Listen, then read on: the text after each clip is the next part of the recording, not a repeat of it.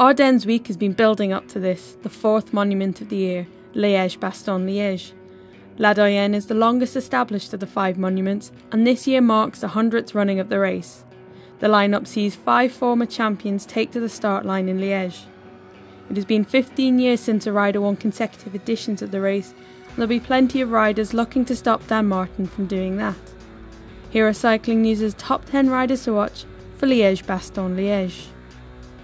Defending champion Dan Martin won last year's race after he left Joaquim Rodríguez trailing in his wake on the final climb.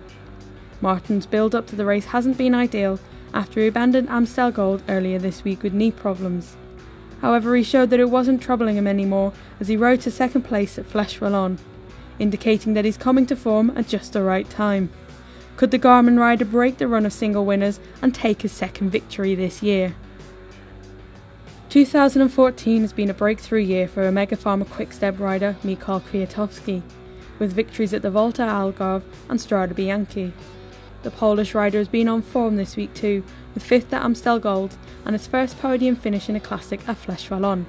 Kwiatkowski finished well back in last year's edition and has yet to prove himself in a race of such length, but if this week is anything to go by, then the 23-year-old could be a contender for the podium. Daniel Moreno is still on the hunt for his first victory of the season. He failed to defend his Flèche Wallonne title on Wednesday, but with his teammates suffering with an injury, Moreno could be the rider to lead Katusha at Liège. Moreno crashed at last year's race, moments before Rodríguez made his bid for glory. His time is often spent working for his compatriot, and his best finish here is 13th back in 2012. But Katusha would do well to put their efforts behind him. Alejandro Valverde is the in-form rider of the moment, and after his finishing attack to win Flèche Wallonne, it's hard to look past him here. Valverde is previous at Liège and knows what it takes to win, with victories in 2006 and 2008. The Spaniard is known for his climbing, but he also has a finishing sprint that would make him the favourite in most groups of riders. Incidentally, the last time Valverde won Flèche Wallonne, he went on to win Liège that same week. Philippe Gilbert's attempt to win all 3 Ardennes races for the second time came down after some bad positioning on the Mur de Huy. However, he still remains the man to beat on Sunday. These are Gilbert's home roads and he knows them extremely well, although he's only won here once. There is much more room to manoeuvre at the finish in all, but the Belgian will still have to make sure that he's near the front of the bunch if he doesn't want to get caught out again. Garmin Sharp could get a second man on the rostrum this weekend with Tommy Slagter. The Dutch rider moved to the team for this season and has been going from strength to strength. He showed that he can beat some of the best at Paris-Nice and could have finished on the podium but for getting stuck behind a crash. While victory at Liège might be a stretch for Slagter, he could make the top 3 and also play a role in his teammate winning. Jelle van den Berg can often be overshadowed by some of his more illustrious teammates, but his past results in the Ardennes have been good.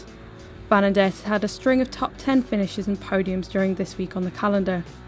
His results at Liège have been somewhat sparse. He finished 10th in 2012, but was well out of contention last season.